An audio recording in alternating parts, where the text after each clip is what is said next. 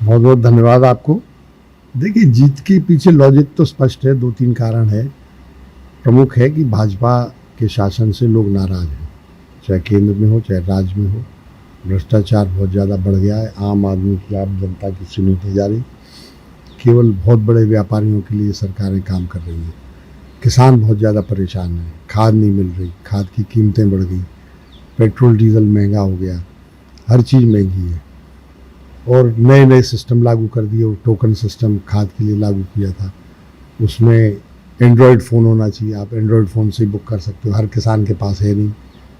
तमाम चीज़ें, फिर सर्वर नहीं मिल रहे, कहीं थरेट के किसान को बसई से खाद उठाने के लिए कहा जा रहा है 100 किलोमीटर दूर। तो इस तरह की दिक्कतों से लोग बहुत परेशान हैं और बहुत नाराज़ हैं। युवा तो विद्रोह की स्थिति में है।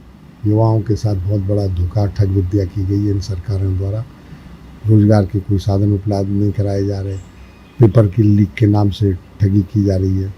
महिलाओं के लिए भी कोई कार्यक्रम नहीं है। लाडली बहना योजना से भी अब महिलाओं का आकर्षण कम हो रहा है, क्योंकि उनकी संख्या लगातार घटाई जा रही है पात्र हितग्राहियों की।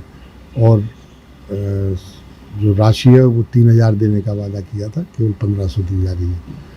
ये सब बातें हैं, उससे भाजपा से नाराज हैं लोग। दतिया में पिछले वर्षों में जुए सट्टे का धंधा बहुत ज़्यादा बढ़ गया, नशीले पदार्थों का व्यापार बढ़ गया, उसमें युवा उलझ रहा है।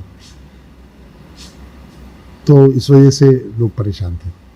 तीसरा कारण मेरा व्यक्तिगत मान लें कि मैं 2 बार यहाँ से विधायक रहा, उसके बाद लंबे समय तक 18 साल तक मैंने सेवड़ा में राजनीति की। तो लोगों ने तुलना की बाद में जो जनप्रतिनिधि बने, विधायक बने, उनके कार्य से और मेरे कार्य से। तो लोगों ने मुझे पसंद किया। मेरी सीधी सच्ची राजनीति जो है, किसी को उलझाना नहीं, किसी को फंसाना नहीं, जितनी मदद हो सके वो लोगों की करना, ये लोगों ने पसंद किया। तो ये 2-3 कारण थे। एक लॉजिक ये भी है कि आपने किसी का अच्छा नहीं किया तो बुरा नहीं किया। हाँ, वही मैं कह रहा हूँ, किसी को फंसाया नहीं। मदद तो खैर की, अच्छा भी बहुत किया जितना हो सका, लेकिन अगर उससे संतुष्ट नहीं है, लोगों को लगा कि नहीं बहुत ज़्यादा नहीं कर पाए, तो कम से कम बुरा तो नहीं किया। इस बात से लोग खुश थे।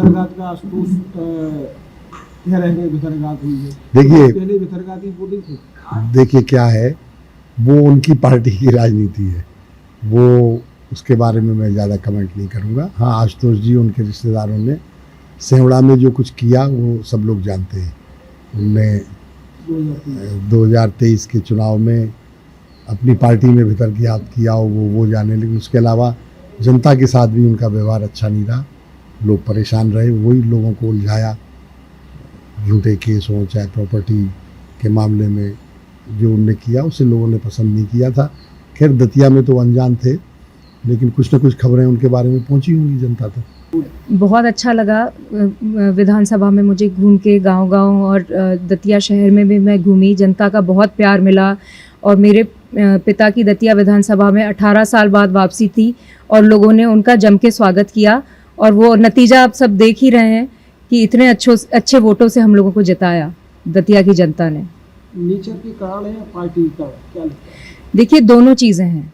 एक तो नेचर मेरे पिता का सभी लोग पसंद करते हैं, सब जानते हैं कि मुझसे ज़्यादा मेरे पिता को दतिया की जनता जानती है। वो जानते हैं कि वो कितने सरल और अच्छे व्यक्ति हैं और जनता के हित के बारे में ही सोचते हैं। और हाँ, पार्टी की रही बात, तो बदलाव लोग चाह रहे थे।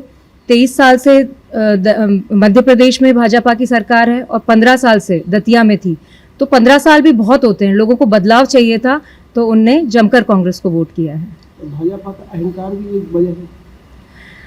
हो सकता है, क्योंकि ओवर कॉन्फिडेंस होना और उनको पता है कि हम जैसे भी तैसे चुनाव निकाल लेंगे, जीत जाएंगे, ये जो चीज़ें होती हैं वो जनता को अच्छी नहीं लगती हैं, तो वो भी हो सकता है एक रीज़न। आगे क्या करेंगे? आगे हम लोग बहुत कुछ करना चाहेंगे। जैसे कि मेरे पिता का सबसे पहला मुद्दा रहता है विकास का, और जनता की बहुत छोटी ही मांगे होती हैं, बहुत बड़ी मांग नहीं होती हैं। उनको रोड, बिजली, पानी, यही सबसे ज़्यादा समस्याएं होती हैं जो कि हल करनी होती हैं। और मैं महिलाओं की सुरक्षा के लिए और उनके स्वास्थ्य के लिए ये भी काम करना चाहूँगी। और मैं उनकी जिन महिलाओं में अच्छी स्किल्स हैं, जिनसे वो आगे बढ़ सकती हैं, उनको मैं बढ़ावा देना चाहती हूँ, ताकि वो अपने रोज़मर्रा की ज़िंदगी अच्छे से निकाल सकें।